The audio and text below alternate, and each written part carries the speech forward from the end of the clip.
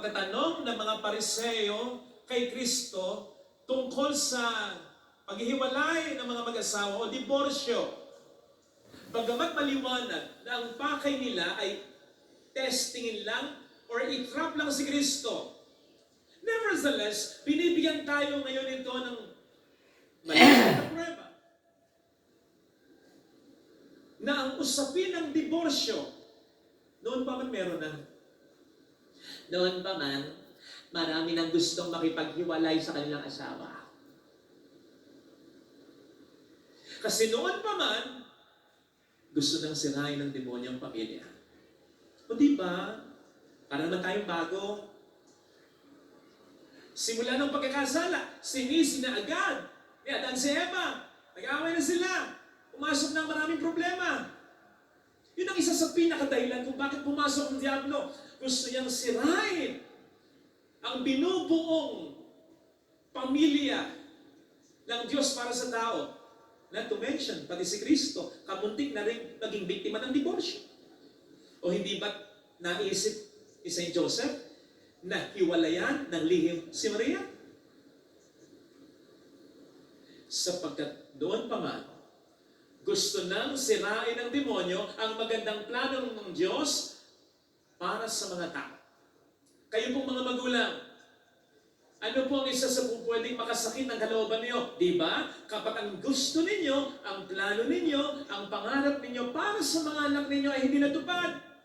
Kayo pa namang mga magulang nakahanda niyong gawin ang lahat upang ang kagustuhan niyo, plano niyo at pangarap sa inyong mga anak ay matupad. Pero hindi niyo kontrolado ang lahat.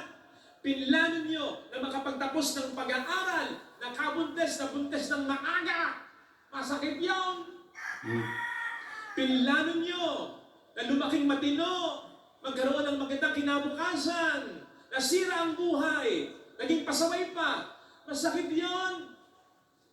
Pinangarap ninyo, ginusto ninyo, na sana magkaroon ng mabuting asawa, maayos na pamilya, hindi na nangyari. Ang nangyari, kabaligtaran pa. Masakit yon para sa magulang. Ang hindi matupad, ang kanyang gusto, plano, pangarap para sa kanyang anak.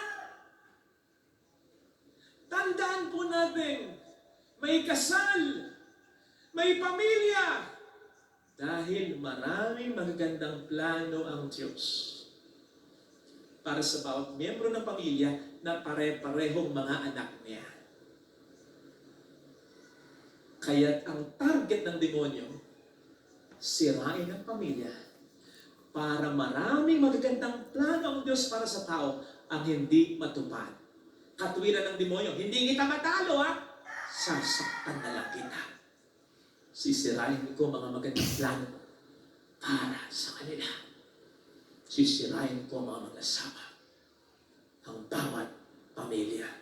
Hindi na natin kinakailangan enumerate halos lahat, kung di man lahat, ng mga magaganda nating karanasan. Pinagmumulan, masayang pamilya. Halos lahat, o kundi man lahat ng mga pangit nating karanasan, maitutuntun mo, kasi ganito ang aking pamilya. Maliwanag na blessing ang isang maayos na pamilya. Yan ay sisimula, siyempre, sa bububuo ng pamilya, sa mga mag-asawa.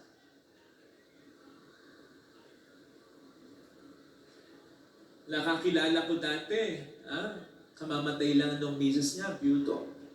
Umiiyak habang nagkukwento. Nakikinggan ko lang. Father, siya yung first and last girlfriend ko. College pa lang kami. Kami na. Hindi na kami naghiwalay dalawa. Sabay namin pinlano at binuo ang aming mga pangarap. Naranasan po namin, napapalayas kami sa apartment, nabilipat kami ng bahay, nakailang lipat, nakailang trabaho. Lagi po kami nagdarasal at nagsisimba ng sabay. Naranasan namin, kumain kami, isang tuyo lang, pinagsasaluhan namin. Yun na po ang almusal na, yan na po rin ang tanghalian namin. Parang tinis namin, kasama siya. Kasama niya ako, kasama ko siya. Sabay namin sineselebrate ang kahit mga simpleng accomplishments namin sa buhay. Sabay namin iniiyakan ang mga problema namin sa buhay. Kuminsan nga po, mas masaya pa ako kaysa sa kanya kapag may accomplishment siya. Natatandaan ko ng Father, ako bang pumilit sa kanya. Na lumabas kaming dalawa, i-celebrate namin ang pagka-promote sa kanya. At nung nalaman ko po na may cancer ako, Father, mas matindi ang iyak niya. Pero Father, nakalulungkot lang na nauna siya. Although, ayos na rin. Nandito ako naiyak. Kasi at least, Father, hindi kami nagkapalit ng kapalaran. Hindi siya yung nasa poder ko nang nakikita ko siyang nag-aagaw buhay. Hindi yung siya yung katulad kong nagkukumuhog sugod siya sa ospital. Hindi siya yung katulad ko, ako yung ayos ng bibingan niya. Ako itong pumunta araw-araw sa sementeryo para dalawin siya. Ako itong nag-iisa. Kahit may mga anak ako. At araw-araw ko siyang namimiss talaga. Ayoko maramdaman niya, Father, yung nararamdaman ko ngayon. Napakahirap pala na mawala ng isa. Ay, sabi ko sa inyo, simula nung narinig ko yung parang gusto ko na mag-asawa. Diba? Ang ganda ng pag-aasawa kung nagmamahalan talaga. Sapagkat magaganda talaga ang mga plano ng Diyos para sa mga mag-asawa. Bakit kayo pagtatagpuin dalawa? Bakit aakitin ka ng Diyos para sa Kanya? At siya naman ay aakitin ng Diyos para sa iyo. Kung may mga nakakakita ng iba, isipin, gwapong-gwapo, pangit naman. Ang Diyos ang dahilan. At kung bakit nga kayo pagtatagpuin, madidevelop kayo at ikakasal niya para sirain ang buhay ng isa't. Hindi ganun ang Diyos. Hindi ganun ang Diyos. At ito, sinasabi sa ating unang pagbasa, na inulit ni Kristo sa Ebanghelyo, iiwan ng lalaki ang kanyang ama at ina, ganun din ang babae, iiwan ng ama at ina para sa kanyang asawa. O sige nga, sino yung taong pinaka nagmamahal sa'yo bago ka mag-asawa? Sino? Hindi nanay at tatay mo. Yung pagmamahalan ninyong mag-asawa, patutunayan niyo pa eh. Baka nga sumablay pa eh. Yung pagmamahal sa'yo ng nanay at tatay mo, subok na. Tapos iiwanan mo sila? Bakit sila pa iiwanan ng Diyos sa'yo? Kung walang mas magagandang biyayang naghihintay para sa'yo. Ang biyaya ng Diyos, hindi pabawas, padagdag. Hindi pababa, pataas. Hindi pa ubos, palubos. No eye has seen, no ear has heard, no mind has ever imagined what God has prepared for those who love Him. Ganun dapat ang blessing para sa mga mag-asawa. Kasi mawawala ang nanay at tatay mo eh. At kaya naman maluwag para sa nanay at tatay mo na ibigay ka sa asawa mo. Lalo pat kapag nasigurado nila na mayroon ng titingin sa iyo. Bago pa naisip, bago pa na-realize ng nanay at tatay mo yon, meron namang titingin na sa kanya, mahal siya na ang Diyos na nakaisip noon. Napakaraming magandang plano ang Diyos. Of course, that includes masayang pamilya, kahit simple lang, ayos na kabuhayan, kahit na nakararaos lang, peace of mind, masayang pamilya, kahit lalong-lalo na kabanalan, holiness of life. Sa pagkatandaan natin na ang pag-aasawa isang bukasyon, katulad ng pagpapari. Lahat ng bukasyon, isa lang ang calling, kabanalan. Kaya tayo nagpapare, kaya tayo nagmamadre, kaya ka nagpapakasingle, kaya ka nag-asawa, para maging banal ka at maging banal din ang iba dahil sa'yo. Sa inyong mga mag-asawa, ang maging banal ang mga anak ninyo at kayo pareho. Lalo ba't alam naman natin na napakalaki ng kinalaman ng pamilya sa relasyon natin sa Kanya. Not so much about yung pagsisimba, not so much about pagdarasal, pagnilay sa Biblia, not so much about Magandang humilya. Not so much about sino man ang mabuti sa iyong impluensya.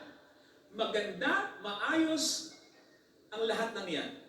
Pero di ba, the moment na magkaproblema ka ng matindi sa asawa mo, sa mga magulang mo, sa pamilya mo, di ba, naapektuhan ang relasyon natin sa Diyos.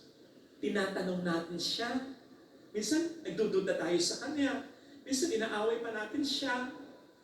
Kino-question natin siya bilang ama, bilang kapatid natin, at bilang espiritu na ating kasama. So much so, na kapag maayos ang ating pamilya, maayos ang pag-asama, mas madali tayong manampalataya sa Kanya. Kaya napakalaki ng responsibilidad mo na ayusin ang pag-asama niyo ng asawa ninyo. Kaya napakalaki ng responsibilidad niyo bilang mag-asawa na ayusin ang pag-asama niyo para sa mga anak ninyo. Para maging madali rin para sa isa't isa ang dumulog kay Kristo. No wonder, sinisira ng demonyo ngayon ang pamilya. Hindi naman sa labas Hindi sa labas. Epekto lang yun. Ang ginagawa ng demonyo, sinisira niya ang pamilya sa loob sa bawat miyembro ng pamilya na nagsisimula sa mga mag-asawa.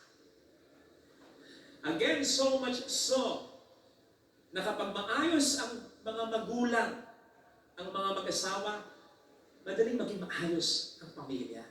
Madaling harapin ang mga problema. Ang demonyo natatameme talaga kapag maayos ang pamilya.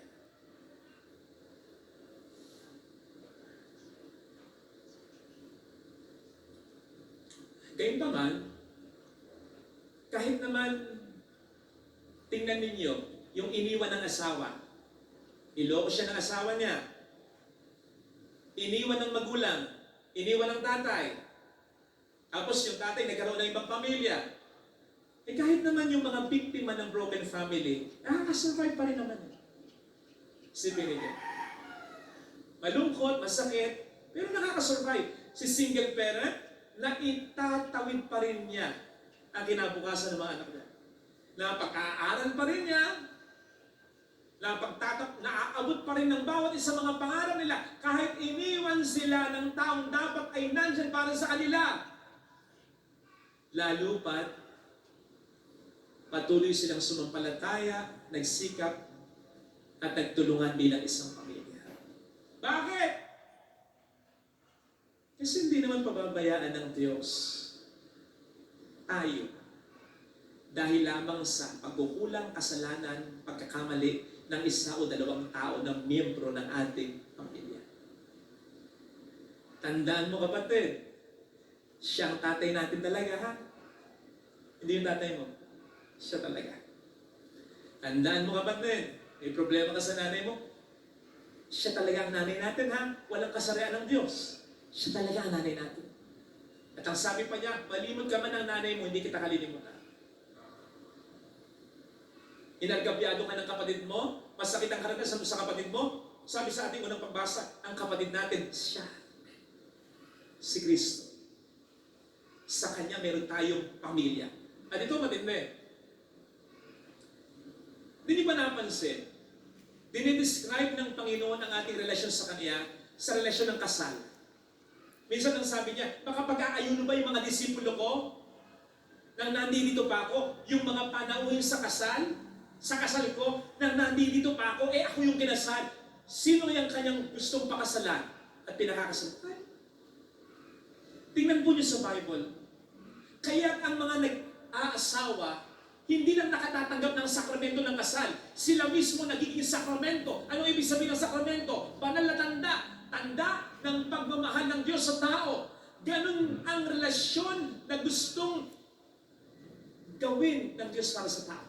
Yung parang sa pag-asawa, maging secure tayo sa Kanya. Yung maging masaya tayo sapagkat alam natin, nandiyan na siya, nagmamahal sa atin talaga. Lalo pat kaya niyang ibigay at ibinigay na niya ang buhay niya para sa atin talaga. Yung katulad ng mag-asawa sa kwento ko kanina, siya'y namatay nung mawala tayo sa pagkakasala. Sana'y maramdaman din natin tayo parang mamatay kapag nawala siya sa ating buhay. Ganon dapat ang maging relasyon natin sa Diyos. Anong sabi sa propesya ni Prophet Isaiah 62 verse 5? As a young man marries a young woman, so shall your builder